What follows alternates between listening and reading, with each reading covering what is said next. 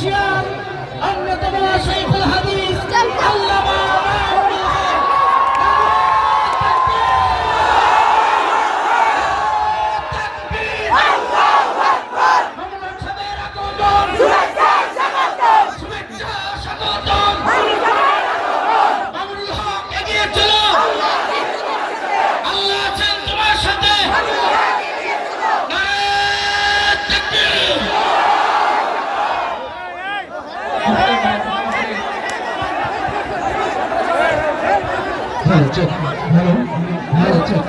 আপনারা বিচলিত হবেন না।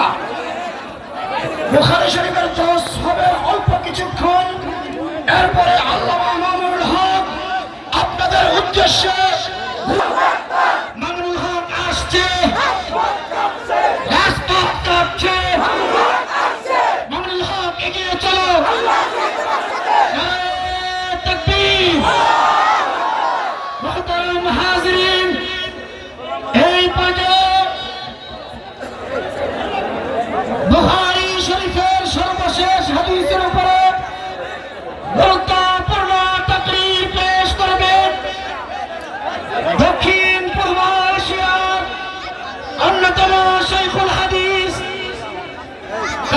নির্যাতিত মুসলিম আলেম দ্বীন, রাজপথের লোক সৈনিক, উস্তাজুল আসাতিজা, শাইখুল হাদিস আল্লামা মামুনুল হক, শাইখুল হাদিস আল্লামা মামুনুল হক হাফিজাহুল্লাহ। আসসালামু আলাইকুম ওয়া রাহমাতুল্লাহ।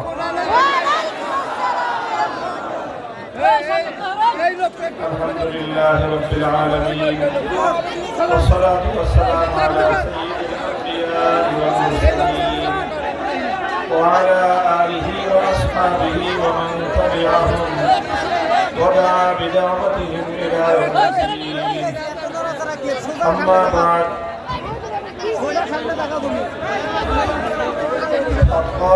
فأعوذ بالله من الشيطان الرجيم. بسم الله الرحمن الرحيم. وأما بنعمة ربك فحدث. صدق الله العظيم. আমাদের একান্ত বন্ধুগণ, কারাগারের নির্জন সময়ের আমার সাথী হযরত মাওলানা মুফতি ফখরুল ইসলাম সাহেব, তার একান্ত অনুরোধ এবং তার দাওয়াতের প্রেক্ষিতে আজকে আপনাদের এই এলাকায় কামরাঙ্গীরচরের ঐতিহ্যবাহী খোলামোড়া এই এলাকায় আমাদের আগমন, আপনাদের সঙ্গে দেখা সাক্ষাৎ হলো। আপনারা হাফিজ হুজুর রহমতুল্লাহ আলাইহির স্মৃতিধন্য কামরাঙ্গীরচরের অধিবাসী। আল্লাহ পাক রব্বুল আলামিন আপনাদের সকলকে হযরত হাফিজ হুজুর রহমতুল্লাহ আলাইহির আদর্শের উপর জীবন চালানোর তৌফিক দান করেন। আমিন।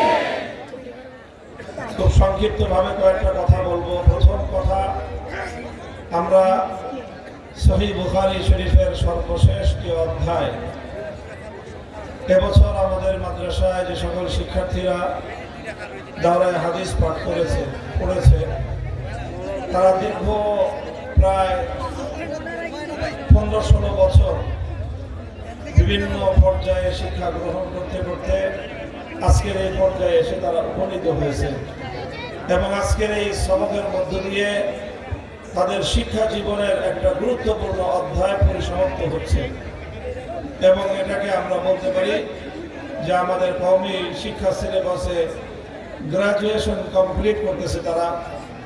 এই পর্যায়ে আল্লাহ রাব্বুল আলামিন যেন তাদের জীবনের পরবর্তী পদক্ষেপে তাদেরকে কামিয়াব করেন। আমিন। তাদেরকে যেন আল্লাহ পাক ইলমে নাফে, উপকারী ইলম দান করেন। আমিন। আমলে মুতাকাব্বাল, আল্লাহর নিকট যে আমল কবুল হয় এমন আমল করার জন্য তৌফিক আল্লাহ তাদেরকে দান করেন। আমিন। যে শিক্ষাটা তারা অর্জন করলো, এই শিক্ষাটা যেন তাদের জীবনে এবং সমাজে তারা বাস্তবায়ন করতে পারে, আল্লাহ তাদেরকে সেই হিম্মত এবং সেই তৌফিক দান করুন। আমিন। সর্বশেষ অধ্যায়ে ইমাম বুখারী রাহমাতুল্লাহ আলাইহি অত্যন্ত গুরুত্বপূর্ণ একটা শিক্ষা উম্মতের সামনে পেশ করেছেন। মূল বিষয়টা হলো কিয়ামতের দিন মানুষের আমল ওজন হবে। মানুষের আমল কি হবে? ওজন হবে। এখন একদল মানুষ আছে যে তারা সব সময় যুক্তির পিছনে ছুটে, তারা তাদের নিজের বুদ্ধি আর বিবেকের পিছনেই ছুটে। তারা মনে করে যে আমল, মানুষের কথা, এটাকে আবার ওজন হবে কিভাবে? কারণ মানুষের আমল এটা দেখা যায় না, ধরা যায় না, ছোঁয়া যায় না, তো এটা ওজন দিবে কিভাবে?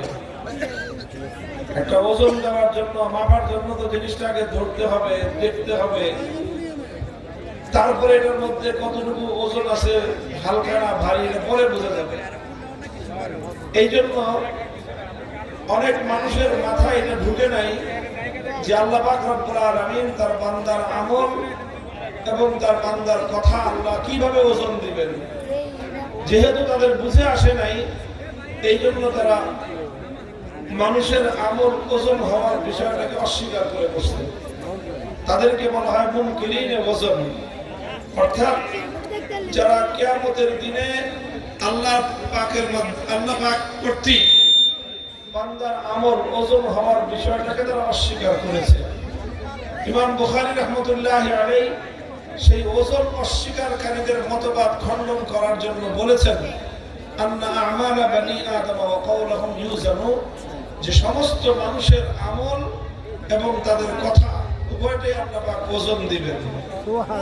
এখন যেহেতু একটা মতবাদকে তিনি খণ্ডন করতেছেন, তো মতবাদ যদি খণ্ডন করতে হয়, আরেকজনের বক্তব্যকে যদি খণ্ডন করতে হয়, তাহলে বলেন তো কিসের প্রয়োজন? কিসের প্রয়োজন? দলিলের প্রয়োজন। কিসের প্রয়োজন? আপনি একটা কথা বলতেছেন, আমি আপনার কথাটাকে যদি খণ্ডন করতে চাই, তাহলে আমার কি লাগবে? দলিল লাগবে। দলিল ছাড়া আরেকজনের কথা কি করা যায় না? খণ্ডন করা যায় না। তো ইমাম বুখারী যেহেতু তিনি যারা ওজন অস্বীকারী, তাদের মতবাদকে যেহেতু তিনি খণ্ডন করবেন, তো মতবাদ খণ্ডন করতে চাইলে কি প্রয়োজন? দলিলের প্রয়োজন। এখন তিনি কি দলিল দিবেন? তিনি কি প্রমাণ দিবেন? যুক্তির প্রমাণ, না বৈজ্ঞানিক বিশ্লেষণের প্রমাণ, না দার্শনিক বিশ্লেষণের প্রমাণ? ইমাম বুখারী রাহমাতুল্লাহি আলাইহি যুক্তির প্রমাণের পিছনেও যান নাই, দার্শনিক প্রমাণের পিছনেও যান নাই, বৈজ্ঞানিক বিশ্লেষণের প্রমাণের পিছনেও তিনি যান নাই। বরং ইমাম বুখারী রাহমাতুল্লাহি আলাইহি দুটো প্রমাণ দিয়েছেন। এক নম্বর প্রমাণ হলো আল্লাহর কোরআনের প্রমাণ, দুই নম্বর হলো আল্লাহর নবীর হাদিসের প্রমাণ। কেন ইমাম বুখারী বৈজ্ঞানিক বিশ্লেষণ দিলেন না? তিনি যুক্তির অবতারণা করবেন না, দার্শনিক বিশ্লেষণ না করে শুধুমাত্র কোরআন এবং হাদিসের প্রমাণ দিয়ে উম্মতের সামনে তিনি এই সবক এবং এই শিক্ষা উপস্থাপন করলেন যে মুসলমানদের কথা, মুসলমানদের কাজ, মুসলমানদের চিন্তা, মুসলমানদের চেতনা, মুসলমানদের বিশ্বাস, মুসলমানদের কর্মকাণ্ড সবকিছু দুনিয়ার আর কোনো কিছুর উপরে নয়, শুধুমাত্র দুটো জিনিসের উপর নির্ভরশীল হবে। তার এক নম্বর হলো আল্লাহর কোরআন, দুই নম্বর হলো নবীর হাদিস। কারণ কি? কোরআন হাদিস ছাড়া অন্য কোনো কিছুর উপর মুসলমানরা নির্ভরশীল হতে পারে না। হ্যাঁ, মুসলমানদের কথার মধ্যে যুক্তি থাকতে পারে, বৈজ্ঞানিক বিশ্লেষণ থাকতে পারে, দার্শনিক ব্যাখ্যা থাকতে পারে, কিন্তু সেই যুক্তির উপর মুসলমানরা নির্ভর করবে না। মুসলমানদের কথার মধ্যে দার্শনিক ব্যাখ্যা থাকতে পারে, কিন্তু সেই দার্শনিক ব্যাখ্যার উপর মুসলমানরা নির্ভর করবে না। মুসলমানদের বক্তব্যের মধ্যে, চিন্তার মধ্যে বৈজ্ঞানিক বিশ্লেষণ থাকতে পারে, কিন্তু মুসলমানদের বিশ্বাস, মুসলমানদের চেতনা, মুসলমানদের কথা, কাজ কোনটাই বৈজ্ঞানিক বিশ্লেষণের উপর নির্ভরশীল হবে না। মুসলমানদের সবকিছু নির্ভরশীল হবে একমাত্র কোরআন হাদিসের উপর।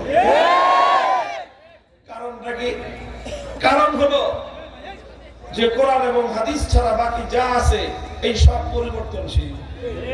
সবকিছু কি পরিবর্তনশীল। বৈজ্ঞানিক বিশ্লেষণ এক এক সময় এক এক রকম বিশ্লেষণ দেয় বিজ্ঞানীরা। এক সময় বলতো, তাদের থিওরি ছিল হেলিওসেন্ট্রিক থিওরি, তারা বলতো সূর্য আপন জায়গায় স্থির, দুনিয়া ঘুরে সূর্যের চারপাশে। এরপরে এক সময় বৈজ্ঞানিকদের সেই বক্তব্য পরিবর্তন হয়ে আসলো নতুন থিওরি, জিওসেন্ট্রিক থিওরি। বলে যে না, দুনিয়া তার আপন জায়গায় স্থির, সূর্য দুনিয়ার চারদিকে ঘুরে। কিছুদিন যাওয়ার পরে বৈজ্ঞানিকদের সেই জিওসেন্ট্রিক থিওরিও বাতিল হয়ে গেল। এখন তারা বলে যে পৃথিবীও ঘুরে, সূর্য ঘুরে, চন্দ্র ঘুরে, সবই ঘুরে। শেষ পর্যন্ত তাদের বক্তব্য আবার কবে এটাও পরিবর্তন হয়ে যায় বলা যায় না। এক সময় এরকম একটার পরে একটা বিজ্ঞানের বক্তব্য পরিবর্তন হয়েছে, কথা বলেন ঠিক না? এখন বিজ্ঞানের কথার উপর যদি ইসলাম নির্ভরশীল হতো, তবে ইসলামের কথাও যুগে যুগে পরিবর্তন হতো।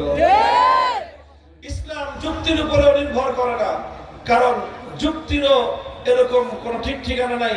যুক্তি সব দিকেই চলে। যুক্তি কি করে? সব দিকেই চলে, সব কথার মধ্যেই যুক্তি আছে। কিন্তু আমি গল্প বলে আসলাম যে এক বেটা গাধা নিয়ে চলছে, বাজারে বিক্রি করবে। এখন সেই বেটা গাধার পিঠে সওয়ার হয়েছে, সঙ্গে তার একটা ছোট ছেলে পিছনে পিছনে হাইটা যেতেছে। কিছুদূর যাওয়ার পর একদল মানুষের সঙ্গে দেখা। তারা বলে যে দেখো লোকটা কত বড় পাষণ্ড, ছোট পোলারে হাঁটায় নেয়, বুড়া বেটা গাধায় সওয়ার হয়ে যায়। লোকটা চিন্তা করলো কথার মধ্যে কি আছে? যুক্তি আছে। এই জন্য সে নিচে নেমে ছোট পোলারে গাধার পিঠে সওয়ার করে দিছে। এখন ছোট পোলা গাধায় সওয়ার হয়ে যায়, বাপ পিছে পিছে হেঁটে যায়। কিছুদূর যাওয়ার পর 2 নম্বর গ্রুপের সঙ্গে দেখা। ওরা বলে দেখো ছেলেটা কত বড় বেয়াদবের বেয়াদব, বাপে হেঁটে যায়, পোলা গাধায় সওয়ার হয়ে যায়। লোকটা চিন্তা করলো যে কথার মধ্যে কি আছে? যুক্তি আছে। এখন বাপ বেটা 2 জন গাধার পিঠে সওয়ার হলো। কিছুদূর আগানোর পর 3 নম্বর গ্রুপের সঙ্গে দেখা। ওরা বলে দেখো বাপ বেটা কত বড় পাষণ্ডের পাষণ্ড, ছোট্ট একটা গাধা, এর পিছে পিঠে বাপ বেটা 2 জন সওয়ার হয়ে বসছে। লোকটা বললো যে কথার মধ্যে যুক্তি আছে। এখন বাপ বেটা দুজন নামছে, বাপ বেটা দুজন হেঁটে যায়, গাধাও হেঁটে যায়। 4 নম্বর গ্রুপের সঙ্গে দেখা। তারা বলে যে দেখ 3টা গাধা হেঁটে যায়। আসল গাধা একটা আছে, লগে বাপ বেটা 2 গাধা। বাপ বেটা 2 গাধা হলো কেমনে? তোমাদের সাথে একটা বাহন আছে, তো বাহন যেহেতু আছে, হয় তুমি আরোহণ করো, না হয় তোমার পোলারে আরোহণ করাও। বাহন থাকতে যে হাইটে যায় ওটা গাধা ছাড়া আর কি। এখন লোকটা চিন্তা করে যে করবো কি, আমি একা আরোহণ করলাম, হইলাম নির্দয় বাপ। পোলারে আরোহণ করাইলাম, ও হইল বেয়াদব। 2 জন আরোহণ করলাম, হইলাম পাষণ্ড। দুজন নামলাম, হইলাম গাধা। এখন বলেন যেদিকেই যাবে সেদিকে যুক্তি আছে না নাই? এই যুক্তির কারণে লোকটা বিরক্ত হয়ে শেষ পর্যন্ত গাধার দিছে ছেড়ে, গাধা নাচতে নাচতে চলে গেছে জঙ্গলে। খালি হাতে বাড়িতে ফিরছে, বাজারে বিক্রি করে, গাধা বিক্রি করে টাকা নিয়ে আসার কথা। বেগম সাহেবা বাড়িতে অপেক্ষা করতেছে যে 10,000 12,000 টাকা নিয়ে আসবে গাধা বিক্রি করে। জিজ্ঞাসা করছে গাধা বিক্রি করছো কয় টাকায়? কয় গাধা তো বেশি নাই। তো কি করছো? যুক্তির পাল্লায় পড়ে মাথা খারাপ হয়ে গেছে, গাধা ছেড়ে দিছি।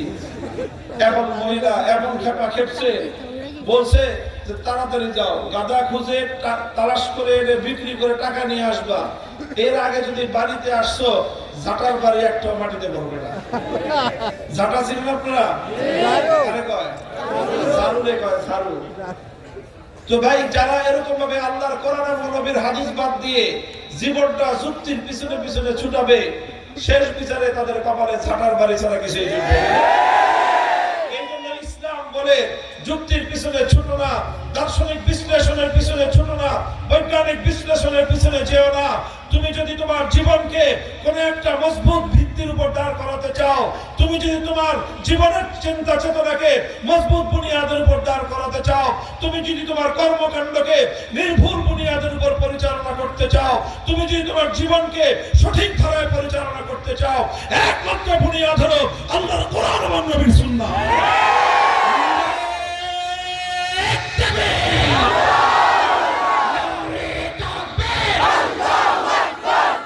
এই জন্য ইমাম বুখারী রাহমাতুল্লাহি আলাইহি তিনি সাব্যস্ত করেছেন মানুষের আমল এবং মানুষের কথা ওজন হবে। প্রথম প্রমাণ দিয়েছেন তিনি আল্লাহর কোরআনের আয়াতের দ্বারা, ওয়ানাদাউল মাওয়াজিনাল কিসতা লিয়াউমিল কিয়ামাহ। আল্লাহ পাক কিয়ামতের দিন বান্দার আমল ওজন দেওয়ার জন্য মিজান তথা পরিমাপ যন্ত্র স্থাপন করবেন। দ্বিতীয় প্রমাণ তিনি পেশ করেছেন আল্লাহর নবীর হাদিসের দ্বারা, বলেছেন কালিমাতানি হাবিবাতানি ইলার রহমান। 2টি কথা এমন রয়েছে যেই দুটি কথা রহমানের নিকট অনেক বেশি প্রিয়, যেই দুটি কথা খাফিফাতানি আলাল লিসান, মুখে উচ্চারণে সহজ, সংক্ষিপ্ত দুই কথা, কিন্তু সাকিলাতানি ফিল মিজান, এই দুই কথা কিয়ামতের দিন নেকির পাল্লার মধ্যে, নেকির মিজানের মধ্যে অনেক ভারী হয়ে যাবে। সুবহানাল্লাহ। এক নম্বর কথা হলো সুবহানাল্লাহি ওয়া বিহামদিহি, দুই নম্বর কথা হলো সুবহানাল্লাহিল আযীম। সবাই পড়েন সুবহানাল্লাহি ওয়া বিহামদিহি সুবহানাল্লাহিল আযীম। আল্লাহর নবী বলতেছেন এই দুই কথার মধ্যে অনেক ওয়েট আছে, অনেক ওজন আছে, অনেক ভারী। তাহলে বলেন, নবীজি বললেন কথার মধ্যে ওজন আছে, বিজ্ঞান যদি বলে যে না কথার মধ্যে ওজন নাই, বিজ্ঞানের কথা শুনবে না নবীর কথা শুনবে? কাজেই তোমার যুক্তিতে ধরুক বা না ধরুক, তোমার বুঝে আসুক বা না আসুক, যেহেতু আমার নবী বলেছেন কথার মধ্যে ওজন আছে, আমলের মধ্যে ওজন আছে, আমরা বিশ্বাস করলাম বান্দার আমলে ওজন হয়, বান্দার কথার মধ্যে ওজন হয়। কোরআন হাদিসের দ্বারা যেহেতু প্রমাণ হলো মানুষের আমলের ওজন আছে, মানুষের কথার ওজন আছে, মানুষের সব কিছুর মধ্যে, মানুষের অ্যাক্টিভিটি, সারা জিন্দগির প্রত্যেকটা আমল, প্রত্যেকটা কথা, এমনকি প্রত্যেকটা নিয়তের সিদ্ধান্ত, সবগুলোর মধ্যে ওয়েট আছে, ওজন আছে।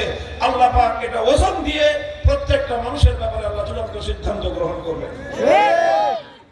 তাহলে ইমাম বুখারী প্রধান শিক্ষা উম্মতের জন্য, হে উম্মত, তুমি বিশ্বাস করবা কোনটাকে? কোরআন যেটা বলবে সেটাকে। তুমি বিশ্বাস করবা কোনটাকে? আল্লাহর নবীর হাদিস বলবে যেটা, তুমি বিশ্বাস করবা সেটাকে। তুমি তোমার ব্যক্তি জীবন পরিচালনা করবা কিভাবে? কোরআন হাদিস যেভাবে বলবে তোমার জীবন চলবে সেভাবে। তোমার পরিবার কিভাবে চলবে? কোরআন সুন্নাহ বলবে যেভাবে তোমার পরিবার চলবে সেভাবে। তোমার ব্যবসা বাণিজ্য চলবে কিভাবে?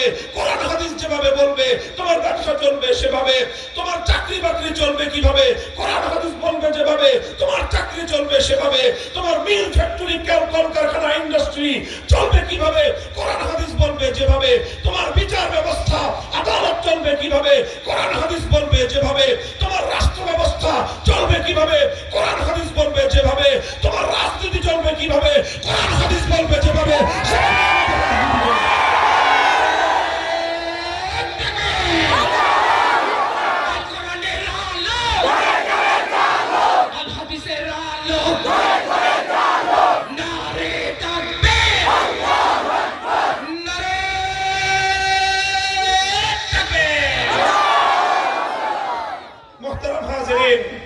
এই জন্য আমাদের সকলের কাছে পয়গাম, যদি আপনি সঠিক বুনিয়াদের উপর নিজের জীবন চালাতে চান, শেষ বিচারে যদি ছাটার বাড়ি থেকে বাঁচতে চান, কোরআন হাদিসের উপরেই জীবন চালাতে হবে। জীবনের সকল কাজের ক্ষেত্রে শুধু জিজ্ঞাসা করবেন যে কোরআন হাদিস যেটা বলে নিজের জীবন চালাতে হবে সে পথে। কথা বলেন ঠিক না বেঠিক? ব্যক্তিগত জীবন চলবে কোরআন হাদিস অনুযায়ী, পরিবার জীবন চলবে কোরআন হাদিস অনুযায়ী, অর্থনৈতিক ব্যবসা বাণিজ্যের জীবন চলবে কোরআন হাদিস অনুযায়ী, প্রফেশন এবং নিজের যে চাকরি, নিজের প্রফেশন, কর্মজীবন চলবে কিসের ভিত্তিতে? কোরআন হাদিসের ভিত্তিতে। যদি রাজনীতি করতে হয়, রাজনীতিও চলবে কিসের ভিত্তিতে? এটা আমাদের কথা, মুসলমানদের বক্তব্য এটাই হবে। মুসলমান রাজনীতি করবে, সেই রাজনীতি করবে আল্লাহর কোরআন যে রাজনীতির কথা বলে। অনেকে মনে করে যে কোরআন হাদিস শুধুমাত্র মসজিদের মিলাদ শরীফের কথা বলে। অনেকে মনে করে কোরআন হাদিস শুধুমাত্র মানুষ মারা গেলে মিলাদ শরীফের কথা বলে। অনেকে মনে করে কোরআন হাদিস শুধুমাত্র মানুষকে নামাজ, রোজা, হজ, যাকাত আর ইবাদতের কথাই বলে। না, কোরআন হাদিস যেভাবে ইবাদতের কথা বলে, কোরআন হাদিস যেভাবে নামাজ রোজার কথা বলে, কোরআন হাদিস যেভাবে মানুষের মৃত্যুর পরে ইসারে সওয়াবের কথা বলে, কোরআন হাদিস যেভাবে মানুষের মুক্তির পরবর্তী জিন্দেগিতে তার মুক্তির কথা বলে, মৃত্যুর পরবর্তী জিন্দেগিতে কোরআন হাদিস যেরকম মানুষকে মুক্তির পথ দেখায়, আখিরাতে যেরকম কোরআন হাদিস মানুষকে মুক্তির পথ দেখায়, এই জমিনের উপরেও যদি মানব সমাজে শান্তি কায়েম করতে হয়, মুক্তির নিরাপত্তা দিতে হয়, উম্মতে মুসলিমা যদি মাথা উঁচু করে দাঁড়াতে চায়, মুসলমানরা যদি ইজ্জতের জিন্দেগিতে চলতে চায়, কোরআন হাদিস ছাড়া সমাজ, রাষ্ট্র, রাজনীতি চালানো ছাড়া বিকল্প কোনো পথ নেই। বিপ্লব, বিপ্লব,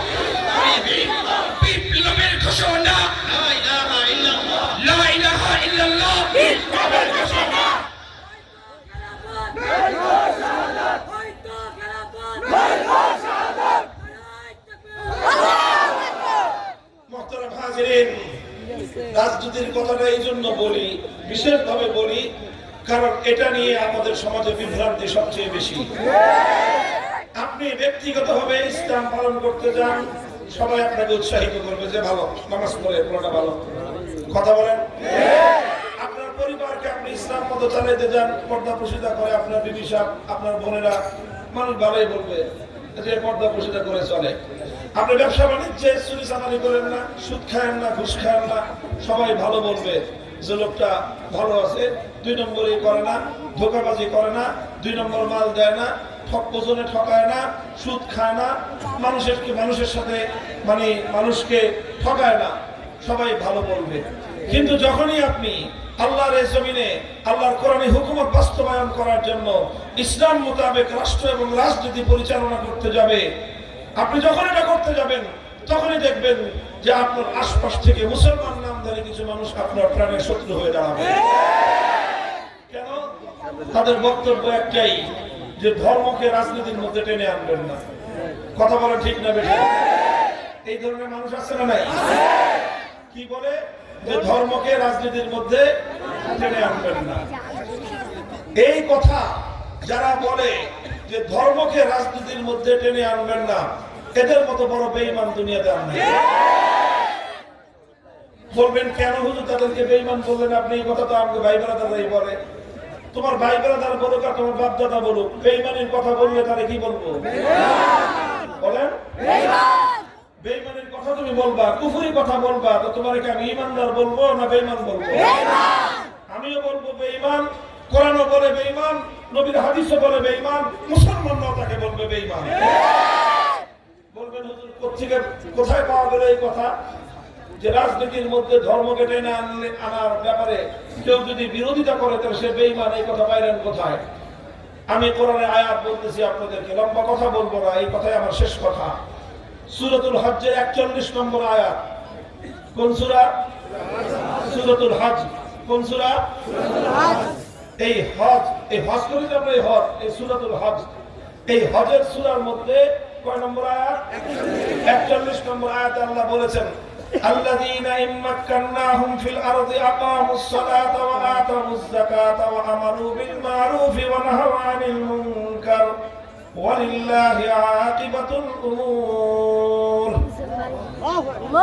আল্লাহ বলেন যে আমি যদি ঈমানদারদেরকে রাষ্ট্র ক্ষমতা দেই, কাদেরকে? কাদেরকে? কি দেই? ইম্মাক্কান্নাহুম ফিল আরদ, আমি যদি তাদেরকে রাষ্ট্র ক্ষমতা দেই, তাহলে তারা কি করবে? আল্লাহ বলেন যে তখন তারা প্রথমে 4টা কাজ করবে। কয়টা কাজ? অন্যান্য কাজ পরে করবে, কিন্তু প্রথমে কয় কাজ? 4টা। 1 নম্বর কাজ হলো আকামুস সালাতা, তারা রাষ্ট্র ক্ষমতা পেয়ে সর্বপ্রথম রাষ্ট্রের মধ্যে তারা আল্লাহর নামাজ কায়েম করবে। পুরা রাষ্ট্রের মধ্যে নামাজকে বাধ্যতামূলক করে দিবে। কোন মুসলমান সাবালক নারী পুরুষ নামাজ ছাড়া থাকতে পারবে না। এটা হলো 1 নম্বর বিধান, 1 নম্বর কাজ তাদের। 2 নম্বর কাজ হলো আতামুজ যাকাত, তারা রাষ্ট্রের মধ্যে যাকাতের ব্যবস্থা কায়েম করবে, যাকাত ব্যবস্থা প্রতিষ্ঠা করবে, ধনীদের কাছ থেকে যাকাত উসুল করে গরিবদের মধ্যে বন্টন করবে। যদি ইসলাম প্রদত্ত যাকাত ব্যবস্থা যদি বাস্তবায়ন করা হয়, কোন সমাজের মধ্যে দারিদ্র থাকতে পারে না। আল্লাহ পাক রব্বুল আলামিন মানুষের মধ্যে প্রত্যেকটা সমাজে, প্রত্যেকটা জনপদে আল্লাহ যেই সম্পদ দিয়েছেন, সেই সম্পদ দিয়ে ওই জনপদের প্রত্যেকটা মানুষের মৌলিক চাহিদা পূরণ হওয়ার কথা। কিন্তু চাহিদা পূরণ হয় না কেন? কারণ কিছু মানুষ তারা অন্যদের সকলের অর্থ সম্পদ, টাকা পয়সা চুরি করে বিদেশে পাচার করে দেয়। অন্যদের টাকা পয়সা দুর্নীতি করে, চুরি করে তারা আঙ্গুল ফুলে করা কাজ হয়। তারা শত শত হাজার হাজার মানুষের সম্পদ একীভূত করে চুরি করে নিজেরা পাহাড়ের সম্পদের পাহাড় গড়ে তুলে, আর তাদের সেই সম্পদের পাহাড়ের নিচে দরিদ্র মানুষটা চাপা পড়ে তারা চ্যাপ্টা হয়ে যায়। এই জন্য আল্লাহ বলেন যে আমি যদি ঈমানদারদেরকে ক্ষমতা দেই, 2 নম্বর কাজ তারা করবে, গোটা সমাজের মধ্যে যাকাত ব্যবস্থা প্রতিষ্ঠা করবে। 3 নম্বর কাজ করবে ওয়া আমারু বিল মারুফ, তারা সমাজের প্রত্যেকটা মানুষকে সৎ কাজের আদেশ দিবে। 4 নম্বর কাজ হলো ওয়া নাহাউ শরীয়ত বর্হিত কাজ, শরীয়তের যে সমস্ত নিষিদ্ধ কাজ আছে সেই অন্যায় কাজ থেকে তারা মানুষকে নিষেধ করবে। কাজ কয়টা হলো? নামাজ কায়েম করা, যাকাত বাস্তবায়ন করা, সৎ কাজের আদেশ দেওয়া, অন্যায় এবং অসৎ কাজে নিষেধ করা। আল্লাহ বলতেছেন ঈমানদাররা রাষ্ট্র ক্ষমতা পেলে এই চারটা কাজ করবে। আচ্ছা, এবার আপনারা বলেন, নামাজ কায়েম করা ধর্মের কাজ কিনা? যাকাত বাস্তবায়ন করা ধর্মের কাজ কিনা? তো আল্লাহ বলতেছেন আমি তাদেরকে রাষ্ট্র ক্ষমতা দিলে তারা ধর্মের কাজ করবে। তো যারা বলে রাষ্ট্র ক্ষমতার সঙ্গে, রাষ্ট্রের সঙ্গে ধর্মের সম্পর্ক নাই, তারা আল্লাহর কোরআনের বিরুদ্ধে কথা বললো না পক্ষে কথা বললো? এবার আপনারাই ফয়সালা করেন, কোন ব্যক্তি যদি আল্লাহর বিরুদ্ধে কথা বলে, কোন ব্যক্তি যদি আল্লাহর কোরআনের বিরুদ্ধে কথা বলে, তাকে ঈমানদার বলবেন না বেঈমান বলবেন? ও শুধু বেঈমান না, বরং সবচেয়ে বড় বেঈমান। কারণ সে আল্লাহর বিরুদ্ধাচরণ করেছে, সে আল্লাহর কোরআনের বিরুদ্ধে অবস্থান নিয়েছে। এই জন্যই আমরা বলি কোন মুসলমান কোনদিন ধর্মনিরপেক্ষ হতে পারে না। হিন্দু ধর্মনিরপেক্ষ হতে পারে, সেকুলার ধর্মনিরপেক্ষ হিন্দু হতে পারে, একজন খ্রিস্টান সেকুলার বা ধর্মনিরপেক্ষ হতে পারে, একজন বৌদ্ধ সেকুলার বা ধর্মনিরপেক্ষ হতে পারে, কিন্তু একজন মুসলমান কোনদিন ধর্মনিরপেক্ষ সেকুলার হতে পারে না। কারণটা কি? কথাটা ভালো করে বুঝেন যে হিন্দু, বৌদ্ধ, খ্রিস্টান সেকুলার বা ধর্মনিরপেক্ষ হতে পারে, কিন্তু মুসলমান কেন ধর্মনিরপেক্ষ হতে পারে না? এই প্রশ্নের জবাব সবাই ভালো করে লক্ষ্য করে বুঝেন। জবাব হলো এই, দেখেন ধর্মনিরপেক্ষতা কাকে বলে আগে এটা বুঝেন। ধর্মনিরপেক্ষতা, সেকুলারিজমের মূল অর্থ হলো রাষ্ট্রের সঙ্গে কোনো ধর্মের সম্পর্ক চলবে না। সেকুলারিজমের অর্থ কি? রাষ্ট্রের সাথে ধর্মের সম্পর্ক চলবে না। এখন সেকুলারিজম যদি কেউ মানতে চায়, তাহলে রাষ্ট্রের সঙ্গে ধর্মের সম্পর্ক রাখা যাবে না। একজন হিন্দু সেকুলার হতে পারে, কেন পারে? কারণ সেকুলার হতে গেলে তাকে হিন্দু ধর্মের কোনো আদেশ অমান্য করতে হবে না। কেন অমান্য করতে হবে না? কারণ হিন্দু ধর্ম তার কোন হিন্দুকে এই কথা বলে না যে তোমার রাষ্ট্রকে তোমার ধর্ম অনুযায়ী চালাও। এই জন্য একজন হিন্দু সে তার ধর্মের অনুসরণও করতে পারে, আবার সে সেকুলারও হতে পারে, ধর্মনিরপেক্ষ হতে পারে। কারণ হিন্দু ধর্ম তাকে এই কথা বলে নাই যে তোমার রাষ্ট্রটাকে ধর্ম অনুযায়ী চালাও। এই জন্য সে একই সাথে ধর্মনিরপেক্ষ হতে পারলো, আবার একই সঙ্গে সে হিন্দুও থাকতে পারলো। কারণ যেহেতু হিন্দু ধর্ম তাকে বলে নাই যে তোমার রাষ্ট্রকে ধর্ম অনুযায়ী চালাও, আর ধর্মনিরপেক্ষ মতবাদ তাকে বলে যে রাষ্ট্রের থেকে ধর্মকে আলাদা রাখো। এখন রাষ্ট্র থেকে ধর্মকে আলাদা রাখতে গেলে হিন্দু ধর্মের কোনো সমস্যা নাই, বৌদ্ধ ধর্মের কোনো সমস্যা নাই, খ্রিস্টান ধর্মের কোনো সমস্যা নাই। কারণ এই ধর্মগুলো রাষ্ট্রের সঙ্গে ধর্মকে সম্পর্ক করতে বলে না। কিন্তু ইসলাম বলে তুমি যদি মুসলমান হও, রাষ্ট্র ক্ষমতা পাও, তো রাষ্ট্রকে ধর্মের আন্ডারে চালাইতে হবে। এই জন্য হিন্দু ধর্মনিরপেক্ষ হতে পারে, বৌদ্ধ ধর্মনিরপেক্ষ হতে পারে, খ্রিস্টান ধর্মনিরপেক্ষ হতে পারে, মুসলমান ধর্মনিরপেক্ষ হতে পারে। কেমনে পারবে? কারণ তার সামনে দুইটা আদর্শ। একটা আদর্শ হলো ইসলামের আদর্শ, আরেকটা আদর্শ হলো ধর্মনিরপেক্ষতার আদর্শ। ধর্মনিরপেক্ষতা বলবে রাষ্ট্রের সঙ্গে ধর্মকে জড়ায় না। ইসলাম বলবে রাষ্ট্র যেন ধর্মের বাইরে যেতে না পারে। এখন আপনি হয় যে কোনো একটা মানতে পারবেন, দুইটা মানতে পারবেন না। কথা বলা ঠিক না বেটি? একজনে বললো তুই ঘরের ভিতরে থাকবি, আর একজনে বললো তুই খবরদার ঘরের ভিতরে থাকবি না, বাইরে যা। আপনি দুইটা কথা একসঙ্গে মানতে পারবেন না? বুঝেন না এই কথা? আপনাকে একজনে বললো খবরদার ঘরের ভিতর থেকে বের হবি না, আরেকজনে বললো খবরদার ঘরের ভিতরে থাকবি না। এই দুইটা কথা একসঙ্গে মানা যায় না। যে কোনো একটা মানতে হবে, আর একটা কথা অমান্য করতে হবে। কথা বলে ঠিক না বেটি? এখন ইসলাম বললো রাষ্ট্র ধর্মের বাইরে চলবে না, ধর্মনিরপেক্ষ মতবাদ বললো রাষ্ট্রের সঙ্গে ধর্মের সম্পর্ক চলবে না। এখন আপনি যে কোনো একটা মানবেন, দুইটা একসঙ্গে মানতে পারবেন না। যদি আপনি মুসলমান হয়ে থাকেন, আপনার রাষ্ট্র ধর্ম অনুযায়ী চালাবেন, আর আপনি যদি সেকুলার হয়ে থাকেন, তো রাষ্ট্রের সঙ্গে ধর্মের সম্পর্ক রাখতে পারবেন না। এই জন্যই আমরা বলি একজন হিন্দু যেরকম মুসলমান হতে পারে না, পারে না। একসঙ্গে একটা মানুষ হিন্দু আবার মুসলমান হতে পারে না। একসঙ্গে একটা মানুষ বৌদ্ধ আর মুসলমান হতে পারে না। একসঙ্গে একটা মানুষ খ্রিস্টান আর মুসলমান হতে পারে না। একসঙ্গে একটা মানুষ যেরকম হিন্দু আর মুসলমান হতে পারে না, একসঙ্গে একটা মানুষ যেরকম বৌদ্ধ আর মুসলমান হতে পারে না, একসঙ্গে একটা মানুষ যেরকম খ্রিস্টান আর মুসলমান হতে পারে না, ঠিক একই ভাবে একসঙ্গে একটা মানুষ সেকুলার আর মুসলমান হতে পারে না। মুহতারাম হাজিরিন, এই কথাটা আপনাদেরকে বললাম, এই কথাটা কোরআনের কথা, এই কথাটা নবীর হাদিসের কথা। কাজেই আমাদের মূল কথা যেটা ছিল, আমাদের জীবনের চলবে কোরআন সুন্নাহর কথা অনুযায়ী। ঠিক না ঠিক? মুসলমানদের সমাজ থেকে, মুসলমানদের রাষ্ট্র এবং রাজনীতি থেকে আল্লাহর কোরআন এবং নবীর সুন্নাহ তথা ইসলামকে মাইনাস করার জন্য ধর্মনিরপেক্ষ মতবাদ বাংলাদেশে যারা আবিষ্কার করেছে তারা ইসলামের বড় দুশমন।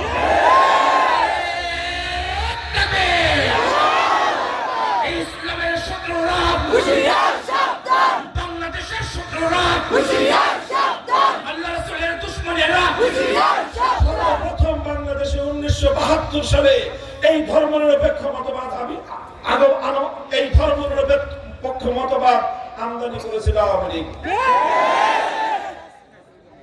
এই জন্য আমি বলি, আওয়ামী লীগের গোড়া থেকে মাথা পর্যন্ত, আগা থেকে গোড়া পর্যন্ত সব মানুষ তারা তাদের দলীয় মতবাদ অনুযায়ী তারা ধর্মনিরপেক্ষ।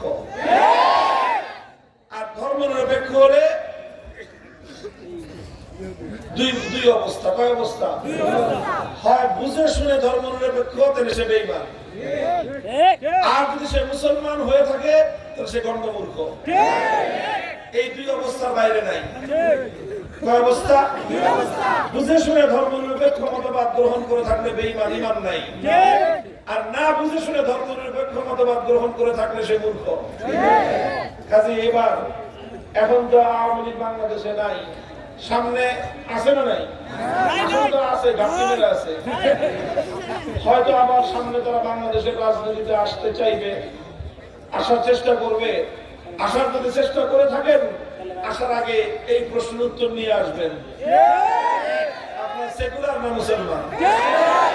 কথা বলেন ঠিক না বেঠিক? যদি আপনি মুসলমান হয়ে থাকেন তাহলে এই মতবাদ ছুঁড়ে ফেলবেন বুড়িগঙ্গায়। এই কথা আর কোনোদিন বলবেন না রাষ্ট্রের মধ্যে, রাজনীতির মধ্যে ইসলাম চলে না। কাজেই মুহতারাম হাজিরিন, এটা আওয়ামী লীগের কথা। আর একটা দল আছে বিএনপি, ওনাদের জন্য একটা নসিহত করি যে আপনাদের নেতা ক্ষমতায় এসে সর্বপ্রথম কি করেছিল জানেন? বিএনপির নেতা যে কাজটা করেছিলেন, সংবিধান থেকে ধর্মনিরপেক্ষতা বাতিল করে সংবিধানের শুরুতে বিসমিল্লাহ এনেছিলেন আর আল্লাহর উপর অবিচল আস্থা এবং বিশ্বাস যুক্ত করেছিলেন। মনে হচ্ছে যে বিএনপির অনেক লোকজন তাদের নেতার কথা মানে না। আওয়ামী লীগের ধর্মনিরপেক্ষ মতবাদের দ্বারা রাজনীতি করতে চায়। তো বিএনপির যে সমস্ত লোকজন ধর্মনিরপেক্ষ মতবাদের অনুসারী, তারা মূলত বিএনপি নয়, তারা আওয়ামী লীগের দোসর। বিএনপির নেতাদেরকে বলবো, আওয়ামী লীগের দোসরদের থেকে আপনার দলটাকে যদি বাঁচাইতে চান, দলকে যদি রক্ষা করতে চান, আওয়ামী লীগের এই ধর্মনিরপেক্ষতা দোসরদের থেকে দলকে মুক্ত করেন। নিজেরা আমও খাইবেন, ছাড়াও যাবে। কথা বলেন ঠিক না বেঠিক? আওয়ামী লীগ বিএনপি কি করবে এটা তাদের ব্যাপার। আমরা যারা মুসলমান, আমাদের কথা একটাই, আমাদের জীবন চলবে ইসলাম মোতাবেক, ব্যক্তিগত জীবন চলবে ইসলাম মোতাবেক, পরিবার চলবে ইসলাম মোতাবেক, সমাজ চলবে ইসলাম মোতাবেক, মুসলমানদের দেশ চলবে, মুসলমানদের রাষ্ট্র চলবে, প্রশাসন চলবে, বিচার ব্যবস্থা চলবে আল্লাহর কোরআন নবীর সুন্নাহ মোতাবেক।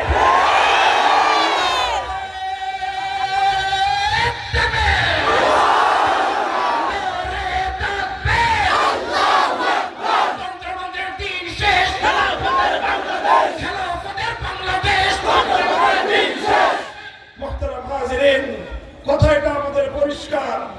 এই দেশ ভাগ হয়েছিল যখন, ভারতের সাথে যখন ভাগ হয়েছিল, 190 বছর আজাদির সংগ্রাম করে, মুক্তির সংগ্রাম করে, লড়াই করে ব্রিটিশের কাছ থেকে যখন এই দেশটাকে মুক্ত স্বাধীন করা হয়েছিল, তখন এই দেশটা ভাগ হয়েছিল। এক ভাগ ধর্মনিরপেক্ষ ভারত, আরেক ভাগ হয়েছিল মুসলমানদের জন্য। কথা ছিল মুসলমানদের ভূখণ্ডে শাসন চলবে আল্লাহর কোরআনের, আইন চলবে আল্লাহর কোরআনের, সংবিধান হবে আল্লাহর কোরআনের। কাজেই কারো যদি ধর্মনিরপেক্ষ থাকতে মনে চায়, নেত্রীর মতো চলে যাওয়ার সীমান্ত খোলা আছে। এরপরে গেলে আপ্যায়ন তোমাদের খারাপ হয় না। খালি কথাটা মনে রেখে ওই পার থেকে আমাদের ব্যাপারে তোমরা আমার নাক গলাইবে না, ষড়যন্ত্রের জাল বুনাইবে না। তোমরা ওই পরে গিয়ে ধর্মনিরপেক্ষতা নিয়ে ভালো থাকো, আমরা এই পরে ইসলাম নিয়ে ভালো থাকতে চাই। কথা বলেন ঠিক না বেঠিক? তোমাদের যাদের ধর্মনিরপেক্ষ থাকতে মনে চায় চলে যাও ভারতে, ইসলাম নিয়ে যারা থাকতে চাও তারা থাকো বাংলাদেশে। কথা বলেন ঠিক না বেঠিক? কোরআন হাদিস মোতাবেক ঐতিহাসিক ভাবে বাংলাদেশ এটা ইসলামের দেশ, বাংলাদেশ শরীয়তুল্লাহর দেশ, বাংলাদেশ তিতুমীরের দেশ, বাংলাদেশ ফকির মজলিসের দেশ, বাংলাদেশ হাফিজ হুজুরের দেশ, বাংলাদেশ শামসুল হক ফরিদপুরের দেশ, বাংলাদেশ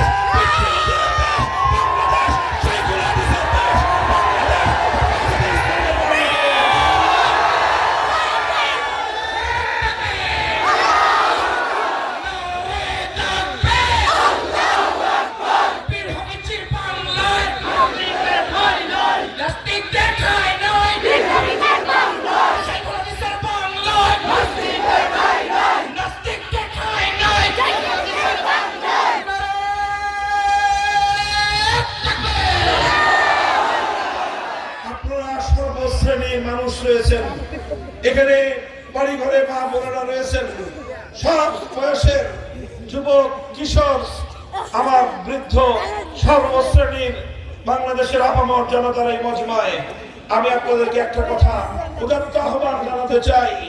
আমরা অনেক রকম বাংলাদেশ দেখেছি।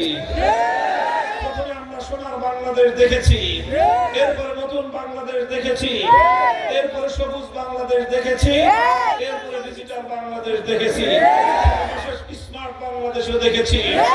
এবার আমরা নতুন একটা বাংলাদেশ দেখতে চাই, সেই বাংলাদেশ হবে ইসলামের বাংলাদেশ।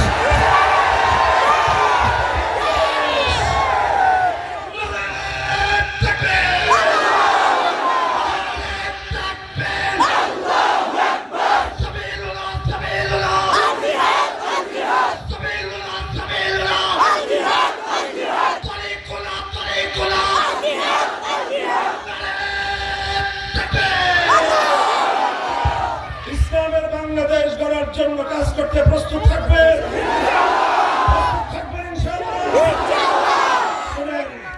এজন্য প্রথমে মাথার ঘাম পায়ে ফেলে মেহনতের পরিশ্রম করতে হবে, তারপরে চোখের অশ্রু ছেড়ে দিয়ে আল্লাহর কাছে সাহায্য কামনা করতে হবে। এভাবে ঘাম আর অশ্রু দিয়ে ময়দান এবং ফিল্ড তৈরি করতে হবে। বিপ্লবের জন্য, অভ্যুত্থানের জন্য যখন দেশ প্রস্তুত হবে, বিপ্লবের জন্য যখন দেশ তৈরি হবে, তখন আল্লাহর দ্বীনকে বিজয়ী করবার জন্য, আল্লাহর কোরআনের রাজ কায়েম করবার জন্য প্রয়োজনে শহীদ আবু সাঈদ মীর মুগ্ধদের মতো 2000 নয়, প্রয়োজনে 20,000, প্রয়োজনে 2 লক্ষ যুবক তাজা প্রাণ শাহাদাতের রক্ত দেওয়ার জন্য শহীদ ঈদগাহে আল্লাহর দ্বীনের জন্য যেতে হবে।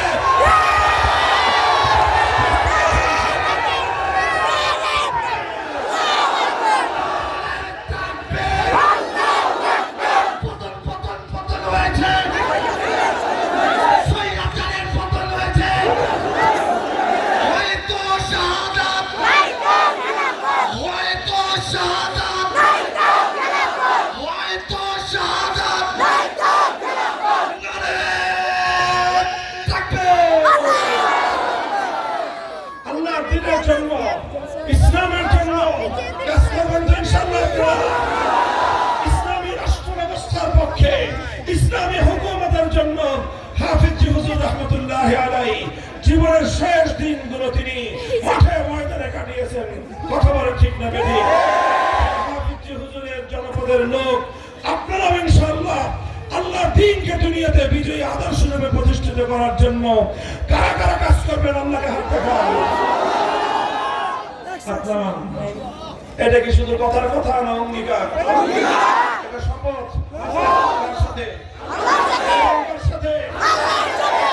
এই শপথ রক্ষা করা যার যার জিম্মেদারি। ইনশাআল্লাহ আল্লাহ কবুল করেন, তৌফিক দান করেন। আমরা যেন এই দেশটাকে আল্লাহর কোরআনের বাংলাদেশ, ইসলামের বাংলাদেশ দেখে যেতে পারি। সেটা তৌফিক আল্লাহ আমাদের আখিরু দাওয়ানা আলহামদুলিল্লাহি রাব্বিল আলামিন। আসসালামু আলাইকুম ওয়া রাহমাতুল্লাহ। একটা আলিম সমাজে এক হইতে হবে, শর্ত একটা আলিম সমাজে এক হইতে হবে, জনগণ আছে।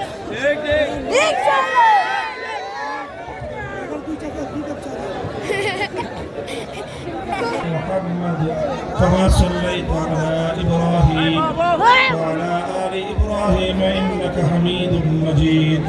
يا حي يا قيوم برحمتك نستغيث أصلح لنا شأننا كله ولا تكلنا إلى أنفسنا طرفة عين. إله العالمين رب العالمين হাজার হাজার মানুষ আপনার দ্বীনকে ভালোবেসে, আয় আল্লাহ আপনার কোরআন, আপনার পয়গম্বরের হাদিসকে ভালোবেসে, উলামায়ে কেরামের মহব্বতে আয় আল্লাহ এখানে তারা জড়ো হয়েছেন হাজার হাজার মানুষ। আয় আল্লাহ পবিত্র বুখারী শরীফের খতমের মজলিসে আমরা আপনার বান্দা বান্দিরা আপনার শহীদ দরবারে হাত তুলেছি। আল্লাহ আমাদের এই হাতগুলোকে আপনি কবুল করে নিন, সমস্ত গুনাহ খাতা মাফ করে দিন, সমস্ত পেরেশানি দূর করে দিন, সমস্ত হাজাতগুলোকে আল্লাহ গায়েবের খাজানা থেকে পুরা করুন। আয় আল্লাহ এই মাদ্রাসাকে আপনি কবুল ফরমান, তালিম তারবিয়ত তামির মারিয়া সব দিক থেকে আল্লাহ উন্নতি দান করুন। ইলাহুল আলামিন রব্বুল আলামিন আমাদের এই জন্মভূমি, এই ভূমির প্রতি মাটিকে আপনি ইসলামের ঘাঁটি হিসেবে কবুল করুন। আল্লাহ ইসলামের বুলকে বালা করে দিন, কোরআনের রাস্তা কায়েম করে দিন। আল্লাহ সেজন্য আমরা শপথ নিলাম। আল্লাহ হাজার হাজার আপনার ইমানদার বান্দারা শপথ দিল। আল্লাহ আপনি তাদের সকলকে জীবনের শেষ মুহূর্ত পর্যন্ত এই শপথের উপর কায়েম রাখার তৌফিক দান করুন, এই অঙ্গীকার রক্ষা করার তৌফিক দান করুন। আল্লাহ যতদিন হায়াতে রাখেন ঈমানের উপর রাখুন। আল্লাহ মৃত্যু যখন চলে আসবে আপনার পথে, আপনার সন্তুষ্টির জন্য, আল্লাহ আপনার কোরআনের জন্য আমাদেরকে অকাতরে হাসি মুখে জীবন কুরবান করে শাহাদাতের মৃত্যুবরণের তৌফিক দান করুন। ইলাহুল আলামিন অনেক অসুস্থ আছে, শিফা দান করুন। আল্লাহ রাব্বুল আলামিন অনেক মা বোনেরা, অনেক বৃদ্ধ বাবা মায়েরা আল্লাহ বিশেষ করে আমাদের জন্য অনেক দোয়া করেছেন। আল্লাহ আমাদের নির্যাতিত মজলুমিয়াতের সময়ে, আমাদের কারা নির্যাতনের সময়ে আল্লাহ অনেকে রোজা রেখে কোরআন খতম করে এই আমল করে আমাদের জন্য দোয়া করেছেন। আল্লাহ ওই সকল মা বোন ভাইদেরকে আল্লাহ আপনি আপনার পক্ষ থেকে উত্তম বিনিময় দান করুন। আল্লাহ এভাবে এই জাতির মানুষদেরকে ওলামায়ে কেরামের নেতৃত্বে পরিচালিত হওয়ার তৌফিক এনায়েত ফরমান। আল্লাহ আমাদের দোয়াকে আপনি কবুল করুন। আমিন। রব্বানা তাকাব্বাল মিন্না ইন্নাকা আনতাস সামিউল আলিম وتب علينا يا مولانا إنك أنت التواب الرحيم. سبحان ربك رب العزة عما يصفون وسلام على المرسلين والحمد لله رب العالمين.